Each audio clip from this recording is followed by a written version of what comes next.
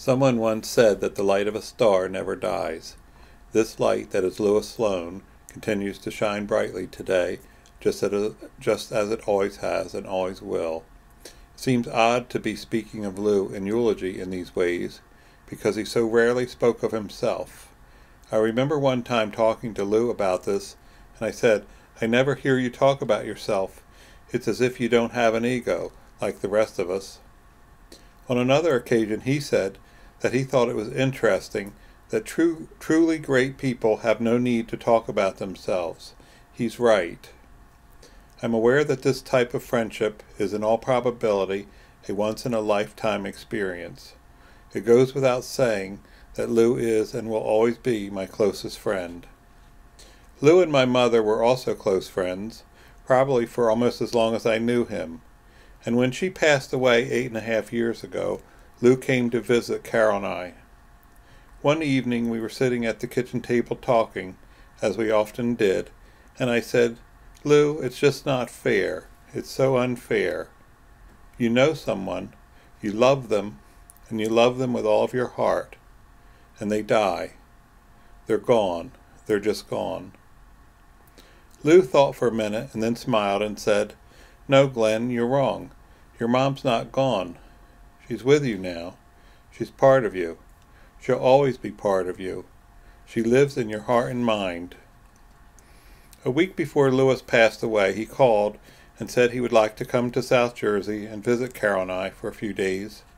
He said he wanted to go painting, visit some old friends, and he said he would like to put flowers on my mother's grave because he'd had a dream about her.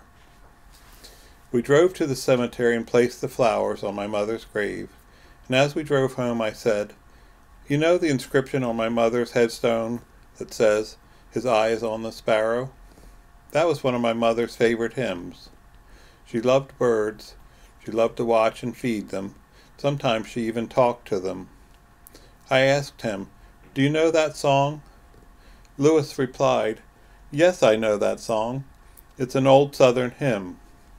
When I was a boy, my grandmother used to sing it to me every night before I went to sleep."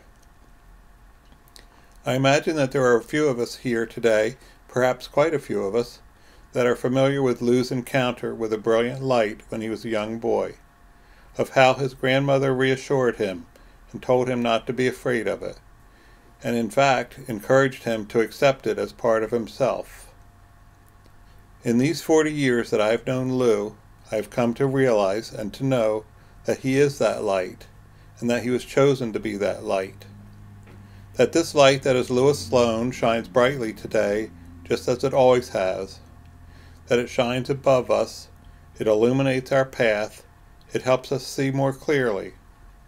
This light nurtures us and helps us to grow, not only as artists, but more importantly as people and human beings. This light that is Louis Sloan makes our lives brighter.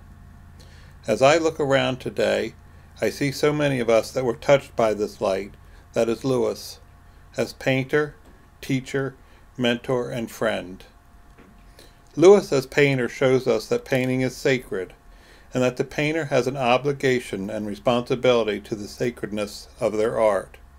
As he said, there can only be one reason that a person paints, and that's because they love to paint. No other reason. As a teacher, Louis shows us that teaching is not just a job, but a vocation and a passion.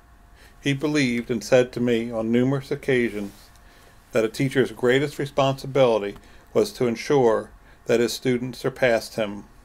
Lou always made every effort to guarantee this.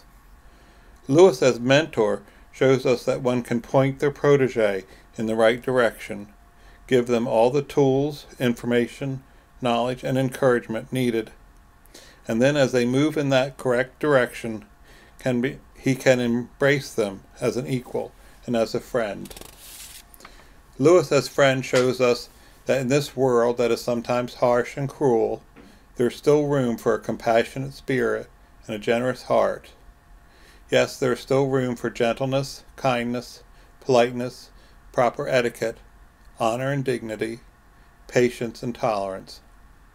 Louis shows us that despite the chaos and confusion that might surround us, one can still practice common sense and logic.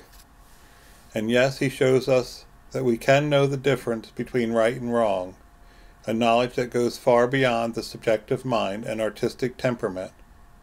We see these things in Lou because he lived them.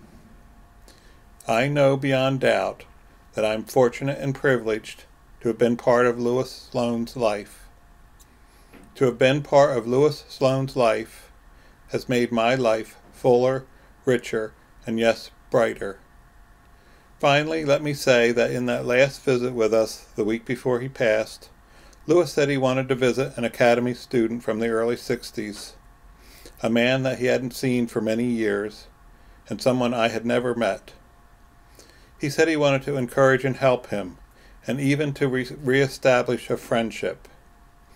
This is what Lou is all about, helping others. We found this man's address and house, and visited with him one afternoon. It was this man that called me 5 days later, on October 15th, to tell me that Louis had passed away.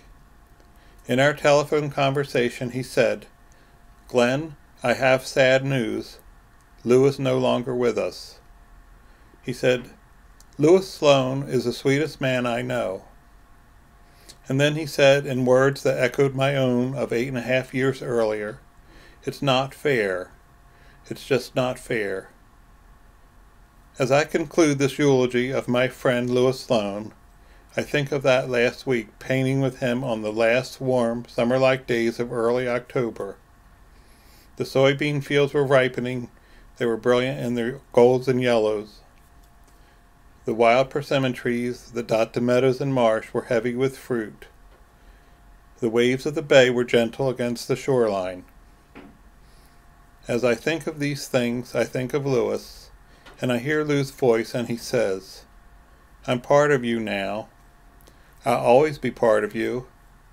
I live in your heart and mind. I live in your hearts and minds." In honor of my friend and for my friend Louis Sloan, Glenn Rudderow, December 14th, 2008.